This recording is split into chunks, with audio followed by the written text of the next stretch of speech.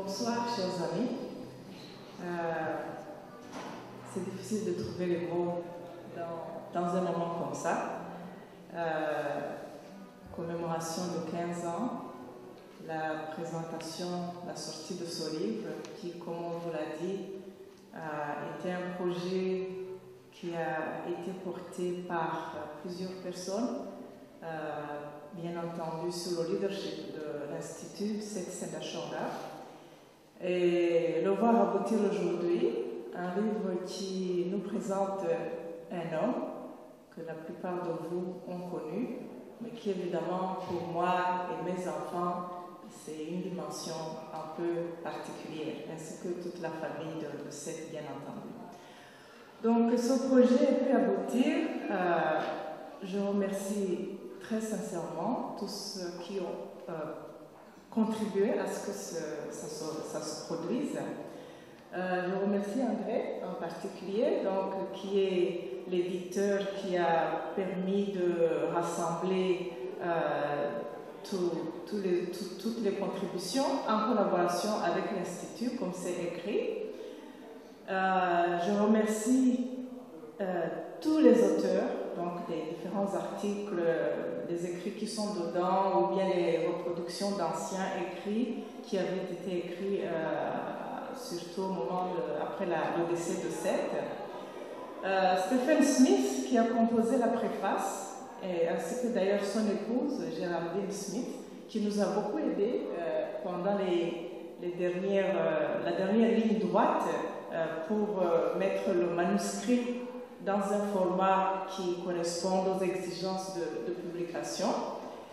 L'ICID et son conseil d'administration, sous le leadership de Jean-Marie Mouzaïra, que j'ai vraiment l'immense plaisir de saluer et de remercier pour tout le dévouement qu'il consacre à cette association et qui a beaucoup œuvré aussi pour faire aboutir ce projet avec les autres membres du conseil d'administration, d'ailleurs, parce que ça fait presque 10 ans qu'on travaille là-dessus, donc il y a eu plusieurs conseils d'administration. Dans la composition du conseil d'administration, ça veut dire qu'il y a eu plusieurs individus. Bien entendu, la librairie Maison d'édition Harmattan, qui a accepté de publier le livre, c'était pas acquis et on était plutôt très agréablement surpris quand la réponse a été très positive. Je suis sûrement à cause de toutes les connexions qu'André a là-bas, donc ça a aidé. Et il y a vous tous qui êtes ici ce soir. Vous êtes là parce que, je présume, je suppose que vous vouliez connaître, vous avez entendu parler de cet homme, certains d'entre vous, vous l'avez connu,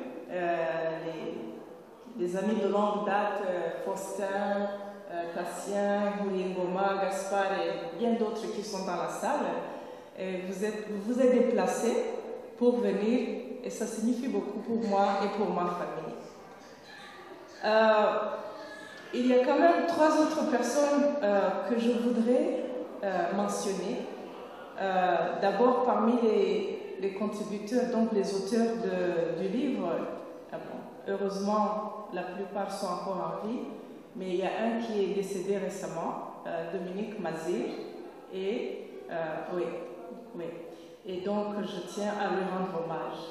Il y a aussi un autre ami de longue date, un ami fidèle à Seth et à l'Institut, Philippe Dahinden, qui était aussi souvent, qui faisait partie de notre institut et qui venait souvent ici. Certains d'entre vous, vous l'avez régulièrement écouté lors des débats qu'on organisait pour la commémoration, et donc qui lui aussi est décédé l'année passée, comme ça a été dit, et c'est un moment pour moi de lui rendre hommage. Une autre personne qui n'a pas forcément contribué au livre, mais qui a aussi été une personne qui a beaucoup interagi avec Seth, surtout au cours des premières années après 1994, et cette personne est aussi décédée il y a quelques années, c'est Alison Desforges, que la plupart de vous connaissez. Et donc pour moi aussi, c'est le moment une occasion aujourd'hui de penser à elle et de lui rendre hommage. Alors, je ne veux pas parler beaucoup parce que la journée a été longue, vous êtes tous fatigués, mais je veux juste dire que ce que moi, personnellement, je trouve de particulier avec ce livre, c'est que, à titre personnel, en tant que la veuve de Seth, il y a trois choses qui me tenaient à cœur. D'abord, parce que quand le projet du livre est né, c'est des gens, des amis, des collaborateurs, des admirateurs qu'il avait connus, qui avaient dit ce serait bon qu'on lui rende hommage sous forme d'un ouvrage. Et donc ces gens qui ont porté ce projet, je pense que c'était utile. Pour ceux qui ne le connaissaient pas, qui en entendaient parler et qui disaient on aimerait le connaître davantage, on aimerait savoir qu'est-ce qu'il a fait, qu'est-ce qu'il a dit, parce que finalement il a été là finalement pas très longtemps, surtout le temps entre je dirais 90 et 95, donc les années de la guerre et puis l'année où il était au gouvernement, et c'était important de faire connaître ce qu'il animait. C'était quoi les combats qu'il a portés et pour lesquels il a payé de sa vie. Donc toutes ces personnes que j'ai rencontrées, que les membres de ma famille croisés, que vous tous vous, qui avez connu cette idée, on aimerait reconnaître davantage, surtout parmi les jeunes. Donc c'est une occasion de pouvoir aussi leur permettre d'avoir un peu plus, d'en savoir un peu plus sur la personne. Et enfin, c'est sans doute le plus important pour moi, c'est pour mes enfants, Mireille, Marlène et Maxime. Il y a un qui est ici, Marlène, elle est dans la salle. Les deux autres n'ont pas pu venir. Sa sœur Mireille, elle devait être ici, mais elle a un bébé qui, bon, elle a attrapé la varicelle, des choses qui arrivent quand on a des petits-enfants. Et du coup, bon, ils ont dû annuler le plan de voyage de venir ici. Et mon fils Maxime, qui est le plus jeune des trois, il est resté en Suisse, là où je vis, et il ne pouvait pas aussi venir pour d'autres raisons. Et je pense que pour des enfants qui ont connu leur père, ils étaient jeunes. Bon, quand on est jeune, on a forcément une idée un peu différente de ce que est papa ou maman. Et je pense donc, Marlène, parce que c'est toi qui es là, tu partageras le message avec ta sœur et ton frère, que ce livre pourra vous permettre de mieux connaître qui était papa. Et j'ai été particulièrement touchée avec quand au sein du comité de rédaction, j'ai fait la proposition de vous dédier ce livre, ces trois enfants, et qu'ils ont accepté. Donc pour moi, c'est probablement quelque chose qui sera un peu plus que les discours que je vous tiens quand vous me posez des questions sur votre père. Vous pourrez aussi voir le point de vue d'autres personnes qui sont ici, d'autres qui ne sont pas ici, qui l'ont connu. Vous êtes maintenant devenus des adultes, donc vous pourrez vous faire une idée. Voilà, donc ces trois choses-là, c'était très important pour moi. Alors,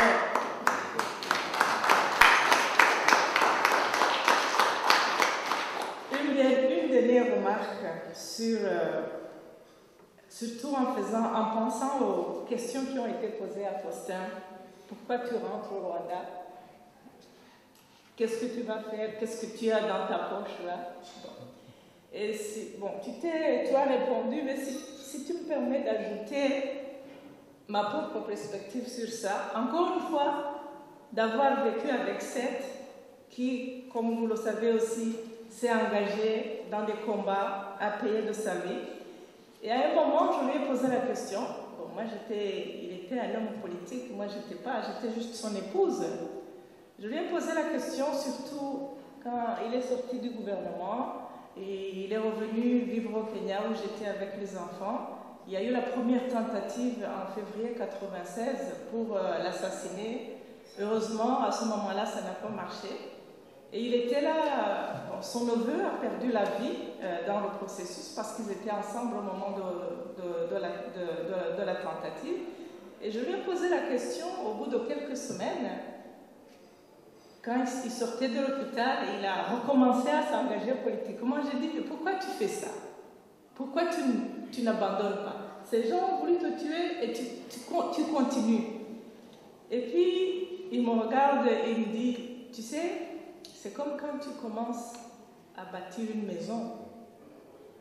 Tu veux qu'elle soit complète. Quand on porte une vision, on veut l'avoir aboutie. Donc moi, je peux comprendre que quelqu'un comme Faustin sente qu'il doit aller au Rwanda. Je ne sais pas si j'étais à Sunta, je dirais vas-y, hein. Ça c'est autre chose. Bon, elle est ma soeur, donc je me mets à sa place. Mais c'est pour dire que Sendashonga me disait souvent, c'est comme ça, c'est presque comme une vocation. Parfois les gens qui sont des religieux, ceux qui aiment utiliser le mot vocation, ils disent quand le bon Dieu t'appelle, tu ne peux pas. Quel que soit ce que tu fasses, l'appel est là. Et je crois que pour les gens engagés, c'est probablement le même phénomène. Ils sentent qu'ils ont commencé quelque chose, tant que ça n'a pas abouti, ils ne peuvent pas se reposer. Voilà. Alors, quelqu'un t'a demandé aussi, c'est quoi le mot d'ordre que tu me donnes? Moi, je dirais, parce que la personne disait, on a peur, on est paralysé par la peur. Permettez-moi d'utiliser la fameuse expression que le président Kennedy avait adressée au peuple américain. Ayez peur d'avoir peur. Je vous remercie.